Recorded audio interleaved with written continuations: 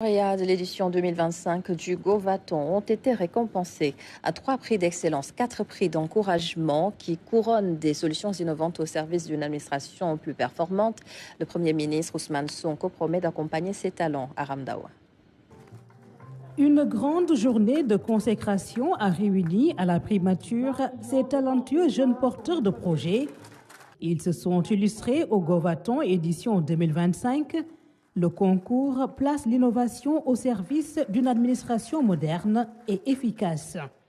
Quand l'appel à candidature a été lancé, ce n'est pas moins de 812 projets qui ont été proposés, portés par plus de 2000 participants, parmi lesquels des étudiants, des start-up et bien sûr des citoyens, qui sont tous animés par une même conviction, que la jeunesse sénégalaise a des réponses concrètes à apporter aux défis de notre administration publique. Les statistiques de cette année ont été exceptionnelles. Elles attestent d'une réalité, celle que la jeunesse n'avait besoin que d'une chose, un cadre où il lui sera permis de proposer.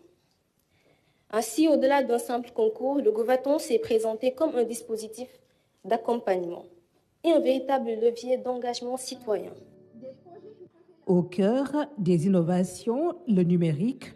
C'est dans cette dynamique que le ministère de la fonction publique, maître d'œuvre du concours, s'est allié au ministère de la Communication et du Numérique pour favoriser l'émergence de solutions toujours plus innovantes. Nous n'avons pas besoin donc des solutions importées. Le Sénégal a des talents et ce sont des talents qu'il faut valoriser. Le GovScale, comme l'a rappelé Mansour tout à l'heure, est un dispositif qui permet de passer de l'idée au déploiement réel. En 90 jours, nous allons accompagner vos projets jusqu'à leur expérimentation dans les ministères. Sous la conduite éclairée du Premier ministre, nous avons lancé hier le Sénégal Digital Factory, qui veut simplement aujourd'hui combler ce chaînon manquant qui va vous permettre, à partir d'aujourd'hui, de pouvoir être encadré et maturer vos projets pour que ces produits puissent aller à l'échelle. 21 finalistes étaient en compétition, 3 prix d'excellence respectivement décernés à Agridetagov, à Sendon et à Tontoumabot.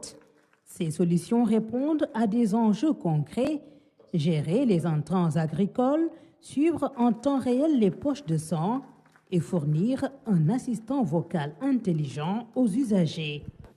Je l'ai dit l'autre jour à Diamniadio, c'est cette jeunesse que nous voulons.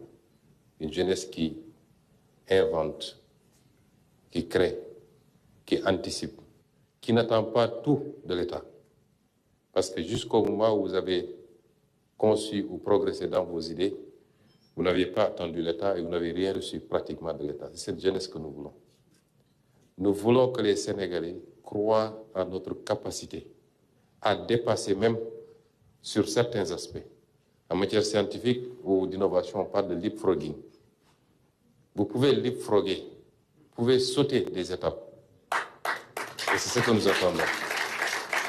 Et ce que la Chine a fait lorsqu'elle a pu anticiper sur la technologie de la 5G devant toutes les puissances qui, jusqu'à présent, avaient le lead sur ces questions. Et jusqu'à présent, elle garde la main. Et c'est cela que nous attendons. Et vous devez être convaincus que vous avez la capacité de le faire.